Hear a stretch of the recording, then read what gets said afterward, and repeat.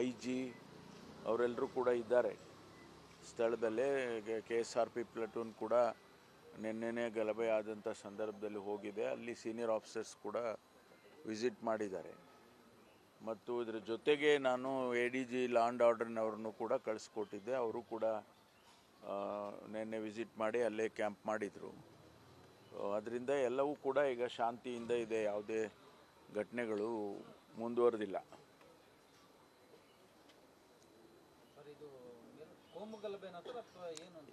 ಆಕಸ್ಮಿಕವಾಗಿ ಅಲ್ಲಿ ಪ್ರೊಸೆಷನ್ ಹೋಗುವಾಗ ಯಾರೋ ಕಲ್ಲು ಹಾಕಿದ್ರು ಅಂತ ರೆಸ್ಪಾಂಡ್ ಮಾಡೋದಕ್ಕೆ ಇವರು ಕಲ್ಲು ಹಾಕಿದ್ದಾರೆ. ಆ ರೀತಿ ಘರ್ಷಣೆ ಮಾಡ್ಕೊಂಡಿದ್ದಾರೆ. ಕೋಮುಗಲಭೆ ಅಂತ ಹೇಳೋದಕ್ಕೆ ಆಗೋದಿಲ್ಲ ಇದನ್ನು. ಇಲ್ಲ ಅದೆಲ್ಲ ಇಮಿಡಿಯೇಟಾಗಿ ಸ್ಪರ್ ಆಫ್ ದಿ ಮೂಮೆಂಟಲ್ಲಿ ಆಗಿರುವಂಥದ್ದು. ಅದಕ್ಕೆ ನಾವು ಹೆಚ್ಚು ಅದನ್ನು ಬೆಳೆಯೋದಕ್ಕೂ ಬಿಡೋದಿಲ್ಲ, ಬಿಟ್ಟು ಇಲ್ಲ. ಪೊಲೀಸ್ನವರು ಅದನ್ನು ಕಂಟ್ರೋಲಿಗೆ ತೊಗೊಂಡಿದ್ದಾರೆ. ಅದನ್ನು ಹೆಚ್ಚು ನೀವು ಕೂಡ ಅದನ್ನು ಹೆಚ್ಚು ನನ್ನ ಮನವಿ ಏನು ತಮ್ಮಲ್ಲಿ ಅಂದರೆ ಹೆಚ್ಚು ಅದನ್ನು ಪ್ರಚಾರ ಕೊಡೋಕ್ಕೆ ಹೋಗಬೇಡಿ. ನಾನು ಮನವಿ ಮಾಡ್ತಾ ಇದ್ದೀನಿ. ಪ್ರಚಾರದ ವಿಚಾರಕ್ಕಿಂತ ಸರ್, ಘಟನೆ ನಡೆದಿದೆ, ಘಟನೆಗೆ ಪೂರ್ವ ಸಿದ್ಧತೆಗಳು. ನಾನು ಘಟನೆ ನಡೆದಿಲ್ಲ ಅಂತ ಹೇಳಲಿಲ್ಲ. ಘಟನೆ ನಡೆದಿದೆ, ಕಂಟ್ರೋಲಿಗೆ ತೊಗೊಂಡಿದ್ದೇವೆ. ಮುಂದಕ್ಕೆ ಬೆಳಿಬಾರ್ದು ಅಂತ ಹೇಳಿ ಅಲ್ಲಿ ಫೋರ್ಸ್ ಇಟ್ಟಿದ್ದೇವೆ, ಸೀನಿಯರ್ ಆಫೀಸರ್ಸ್ ಇದ್ದಾರೆ. ಅದರಿಂದ ಇದನ್ನು ಅಲ್ಲಿಗೆ ಬಿಟ್ಟರೆ ಅದು ಅಲ್ಲಿಗೆ ನಿಂತು ಹೋಗುತ್ತೆ. ಅದಕ್ಕೋಸ್ಕರ ನಾನು ತಮ್ಮಲ್ಲಿ ಮನವಿ ಮಾಡಿದ್ದೆ. ಇಲ್ಲ, ನಾವು ಮಾಡೋದಿಲ್ಲ ನಿಮ್ಮ ಮನವಿನ ಅಂದರೆ ನಿಮಗೆ ಬಿಟ್ಟಿದ್ದು. ಕಳೆದ ವರ್ಷ ಕೂಡ ಇದೇ ಜಾಗದಲ್ಲಿ ಈ ತರ ಆಗಿತ್ತು, ಎಚ್ಚರ ವಹಿಸಿದ್ರೆ ಈ ತರ ಆಗ್ತಾ ಇರಲಿಲ್ಲ ಅಂತ ಇಲ್ಲ, ಅದು ಆರೋಪ ಮಾಡಿದ್ದಾರೆ. ಅಲ್ಲ, ಅವ್ರು ಹೇಳಿದ್ದಾರೆ. ಆದರೆ ಅಲ್ಲಿ ಎಲ್ಲ ರೀತಿಯ ಒಂದು ಇದನ್ನು ಕೂಡ ಅವರು ಪ್ರೊಟೆಕ್ಷನ್ ಮಾಡೋದಕ್ಕೆ ಒಂದು ಪ್ಲಟೂನನ್ನು ಕೂಡ ಅಲ್ಲಿ KSRP ಇಟ್ಟಿದ್ರು. ಇಲ್ಲದೆ ಹೋಗಿದ್ರೆ ಇನ್ನೂ ದೊಡ್ಡ ಗಲಭೆ ಆಗಿರೋದು. ಅಲ್ಲಿ ಮುನ್ನೆಚ್ಚರಿಕೆಯಾಗಿ ಒಂದು ಪ್ಲಟೂನ್ ಕೂಡ ಅಲ್ಲಿ ಇಟ್ಟಿದ್ರು. ಅದರಿಂದ ಅದು ಕಂಟ್ರೋಲಿಗೆ ಬಂದಿದೆ ಇಮ್ಮಿಡಿಯೇಟ್ ಆಗಿ. ಈಗ ನಾವು ಗಾಯಗಳಿಗಿನ್ನ ಹೆಚ್ಚಾಗಿ ಗಾಯಗಳು ಹೆಚ್ಚಾಗಿಲ್ಲ, ಆದರೆ ಒಂದು 52 ಜನರನ್ನ ಅರೆಸ್ಟ್ ಮಾಡಿದ್ದೇವೆ. ಎರಡೂ ಗುಂಪಿನಲ್ಲಿ ಒಂದು 52 ಜನರನ್ನ ಅರೆಸ್ಟ್ ಮಾಡಿದ್ದೇವೆ.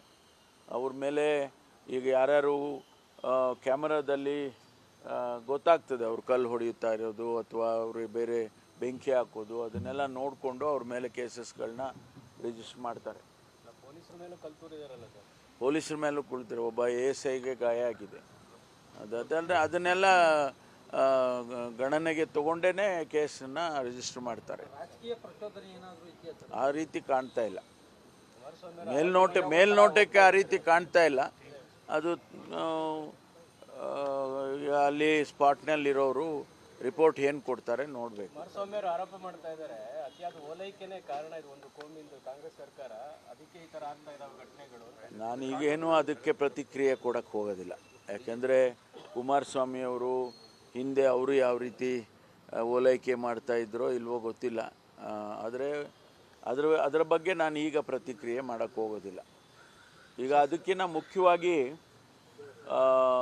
ತಮ್ಮ ಜೊತೆ ತಿಳಿಸ್ಬೇಕಾಗಿರುವಂಥದ್ದು, ತಮಗೆಲ್ಲ ಗೊತ್ತಿದೆ PSI ರೆಕ್ರೂಟ್ಮೆಂಟಿಗೆ ನಾವು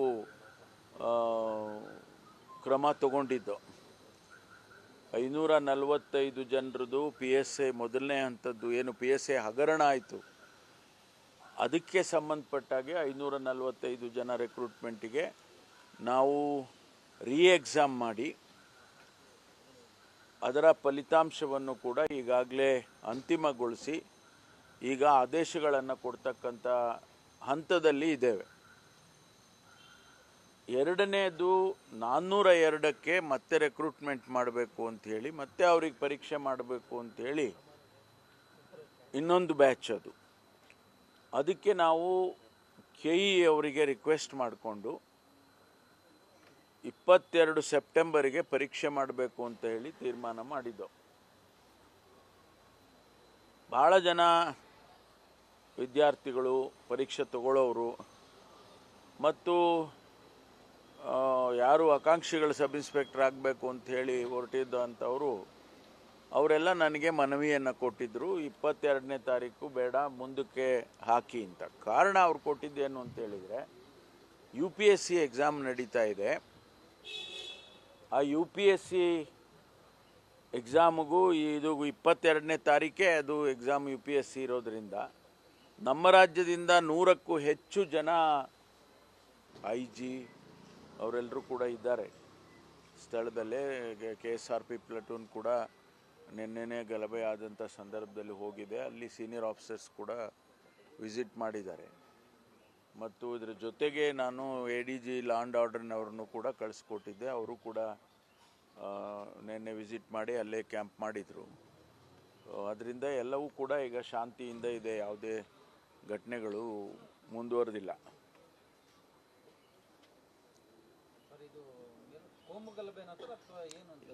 ಆಕಸ್ಮಿಕವಾಗಿ ಅಲ್ಲಿ ಪ್ರೊಸೆಷನ್ ಹೋಗುವಾಗ ಯಾರೋ ಕಲ್ಲು ಹಾಕಿದ್ರು ಅಂತ ರೆಸ್ಪಾಂಡ್ ಮಾಡೋದಕ್ಕೆ ಇವರು ಕಲ್ಲು ಹಾಕಿದ್ದಾರೆ. ಆ ರೀತಿ ಘರ್ಷಣೆ ಮಾಡ್ಕೊಂಡಿದ್ದಾರೆ. ಕೋಮುಗಲಭೆ ಅಂತ ಹೇಳೋದಕ್ಕೆ ಆಗೋದಿಲ್ಲ ಇದನ್ನು. ಇಲ್ಲ ಅದೆಲ್ಲ ಇಮಿಡಿಯೇಟಾಗಿ ಸ್ಪರ್ ಆಫ್ ದಿ ಮೂಮೆಂಟಲ್ಲಿ ಆಗಿರುವಂಥದ್ದು. ಅದಕ್ಕೆ ನಾವು ಹೆಚ್ಚು ಅದನ್ನು ಬೆಳೆಯೋದಕ್ಕೂ ಬಿಡೋದಿಲ್ಲ, ಬಿಟ್ಟು ಇಲ್ಲ. ಪೊಲೀಸ್ನವರು ಅದನ್ನು ಕಂಟ್ರೋಲಿಗೆ ತೊಗೊಂಡಿದ್ದಾರೆ. ಅದನ್ನು ಹೆಚ್ಚು ನೀವು ಕೂಡ ಅದನ್ನು ಹೆಚ್ಚು ನನ್ನ ಮನವಿ ಏನು ತಮ್ಮಲ್ಲಿ ಅಂದರೆ ಹೆಚ್ಚು ಅದನ್ನು ಪ್ರಚಾರ ಕೊಡೋಕ್ಕೆ ಹೋಗಬೇಡಿ. ನಾನು ಮನವಿ ಮಾಡ್ತಾ ಇದ್ದೀನಿ. ಪ್ರಚಾರದ ವಿಚಾರಕ್ಕಿಂತ ಸರ್, ಘಟನೆ ನಡೆದಿದೆ, ಘಟನೆಗೆ ಪೂರ್ವ ಸಿದ್ಧತೆಗಳು. ನಾನು ಘಟನೆ ನಡೆದಿಲ್ಲ ಅಂತ ಹೇಳಲಿಲ್ಲ. ಘಟನೆ ನಡೆದಿದೆ, ಕಂಟ್ರೋಲಿಗೆ ತೊಗೊಂಡಿದ್ದೇವೆ. ಮುಂದಕ್ಕೆ ಬೆಳಿಬಾರ್ದು ಅಂತ ಹೇಳಿ ಅಲ್ಲಿ ಫೋರ್ಸ್ ಇಟ್ಟಿದ್ದೇವೆ, ಸೀನಿಯರ್ ಆಫೀಸರ್ಸ್ ಇದ್ದಾರೆ. ಅದರಿಂದ ಇದನ್ನು ಅಲ್ಲಿಗೆ ಬಿಟ್ಟರೆ ಅದು ಅಲ್ಲಿಗೆ ನಿಂತು ಹೋಗುತ್ತೆ. ಅದಕ್ಕೋಸ್ಕರ ನಾನು ತಮ್ಮಲ್ಲಿ ಮನವಿ ಮಾಡಿದ್ದೆ. ಇಲ್ಲ, ನಾವು ಮಾಡೋದಿಲ್ಲ ನಿಮ್ಮ ಮನವಿನ ಅಂದರೆ ನಿಮಗೆ ಬಿಟ್ಟಿದ್ದು. ಕಳೆದ ವರ್ಷ ಕೂಡ ಇದೇ ಜಾಗದಲ್ಲಿ ಈ ತರ ಆಗಿತ್ತು, ಎಚ್ಚರ ವಹಿಸಿದ್ರೆ ಈ ತರ ಆಗ್ತಾ ಇರಲಿಲ್ಲ ಅಂತ ಇಲ್ಲ, ಅದು ಆರೋಪ ಮಾಡಿದ್ದಾರೆ. ಅಲ್ಲ, ಅವ್ರು ಹೇಳಿದ್ದಾರೆ. ಆದರೆ ಅಲ್ಲಿ ಎಲ್ಲ ರೀತಿಯ ಒಂದು ಇದನ್ನು ಕೂಡ ಅವರು ಪ್ರೊಟೆಕ್ಷನ್ ಮಾಡೋದಕ್ಕೆ ಒಂದು ಪ್ಲಟೂನನ್ನು ಕೂಡ ಅಲ್ಲಿ KSRP ಇಟ್ಟಿದ್ರು. ಇಲ್ಲದೆ ಹೋಗಿದ್ರೆ ಇನ್ನೂ ದೊಡ್ಡ ಗಲಭೆ ಆಗಿರೋದು. ಅಲ್ಲಿ ಮುನ್ನೆಚ್ಚರಿಕೆಯಾಗಿ ಒಂದು ಪ್ಲಟೂನ್ ಕೂಡ ಅಲ್ಲಿ ಇಟ್ಟಿದ್ರು. ಅದರಿಂದ ಅದು ಕಂಟ್ರೋಲಿಗೆ ಬಂದಿದೆ ಇಮ್ಮಿಡಿಯೇಟಾಗಿ. ಈಗ ನಾವು ಗಾಯಗಳಿಗಿನ್ನ ಹೆಚ್ಚಾಗಿ ಗಾಯಗಳು ಹೆಚ್ಚಾಗಿಲ್ಲ, ಆದರೆ ಒಂದು 52 ಜನರನ್ನ ಅರೆಸ್ಟ್ ಮಾಡಿದ್ದೇವೆ. ಎರಡೂ ಗುಂಪಿನಲ್ಲಿ ಒಂದು 52 ಜನರನ್ನ ಅರೆಸ್ಟ್ ಮಾಡಿದ್ದೇವೆ. ಅವ್ರ ಮೇಲೆ ಈಗ ಯಾರ್ಯಾರು ಕ್ಯಾಮರಾದಲ್ಲಿ ಗೊತ್ತಾಗ್ತದೆ ಅವ್ರು ಕಲ್ಲು ಹೊಡೆಯುತ್ತಾ ಇರೋದು ಅಥವಾ ಅವ್ರಿಗೆ ಬೇರೆ ಬೆಂಕಿ ಹಾಕೋದು, ಅದನ್ನೆಲ್ಲ ನೋಡಿಕೊಂಡು ಅವ್ರ ಮೇಲೆ ಕೇಸಸ್ಗಳನ್ನ ರಿಜಿಸ್ಟರ್ ಮಾಡ್ತಾರೆ. ಪೊಲೀಸರ ಮೇಲೂ ಕುಳಿತಿರೋ ಒಬ್ಬ ASIಗೆ ಗಾಯ ಆಗಿದೆ. ಅದಲ್ಲದೆ ಅದನ್ನೆಲ್ಲ ಗಣನೆಗೆ ತಗೊಂಡೇ ಕೇಸನ್ನು ರಿಜಿಸ್ಟರ್ ಮಾಡ್ತಾರೆ. ಆ ರೀತಿ ಕಾಣ್ತಾ ಇಲ್ಲ, ಮೇಲ್ನೋಟಕ್ಕೆ ಆ ರೀತಿ ಕಾಣ್ತಾ ಇಲ್ಲ. ಅದು ಅಲ್ಲಿ ಸ್ಪಾಟ್ನಲ್ಲಿರೋರು ರಿಪೋರ್ಟ್ ಏನು ಕೊಡ್ತಾರೆ ನೋಡಬೇಕು. ಕುಮಾರಸ್ವಾಮಿ ಅವರು ಆರೋಪ ಮಾಡ್ತಾ ಇದ್ದಾರೆ, ಅತಿಯಾದ ಓಲೈಕೆನೇ ಕಾರಣ ಇದು, ಒಂದು ಕೋಮಿಂದ ಕಾಂಗ್ರೆಸ್ ಸರ್ಕಾರ, ಅದಕ್ಕೆ ಈ ತರ ಆಗ್ತಾ ಇದ್ದಾವೆ ಘಟನೆಗಳು. ನಾನು ಈಗೇನು ಅದಕ್ಕೆ ಪ್ರತಿಕ್ರಿಯೆ ಕೊಡಕ್ಕೆ ಹೋಗೋದಿಲ್ಲ. ಯಾಕೆಂದರೆ ಕುಮಾರಸ್ವಾಮಿ ಅವರು ಹಿಂದೆ ಅವರು ಯಾವ ರೀತಿ ಓಲೈಕೆ ಮಾಡ್ತಾ ಇದ್ರೋ ಇಲ್ವೋ ಗೊತ್ತಿಲ್ಲ. ಆದರೆ ಅದರ ಬಗ್ಗೆ ನಾನು ಈಗ ಪ್ರತಿಕ್ರಿಯೆ ಮಾಡೋಕ್ಕೆ ಹೋಗೋದಿಲ್ಲ. ಈಗ ಅದಕ್ಕಿಂತ ಮುಖ್ಯವಾಗಿ ತಮ್ಮ ಜೊತೆ ತಿಳಿಸ್ಬೇಕಾಗಿರುವಂಥದ್ದು, ತಮಗೆಲ್ಲ ಗೊತ್ತಿದೆ PSI ರೆಕ್ರೂಟ್ಮೆಂಟಿಗೆ ನಾವು ಕ್ರಮ ತಗೊಂಡಿದ್ದು. 545 ಜನರದು PSI ಮೊದಲನೇ ಹಂತದ್ದು ಏನು PSI ಹಗರಣ ಆಯಿತು, ಅದಕ್ಕೆ ಸಂಬಂಧಪಟ್ಟಾಗೆ 545 ಜನ ರೆಕ್ರೂಟ್ಮೆಂಟಿಗೆ ನಾವು ಎಕ್ಸಾಮ್ ಮಾಡಿ ಅದರ ಫಲಿತಾಂಶವನ್ನು ಕೂಡ ಈಗಾಗಲೇ ಅಂತಿಮಗೊಳಿಸಿ ಈಗ ಆದೇಶಗಳನ್ನು ಕೊಡ್ತಕ್ಕಂಥ ಹಂತದಲ್ಲಿ ಇದ್ದೇವೆ.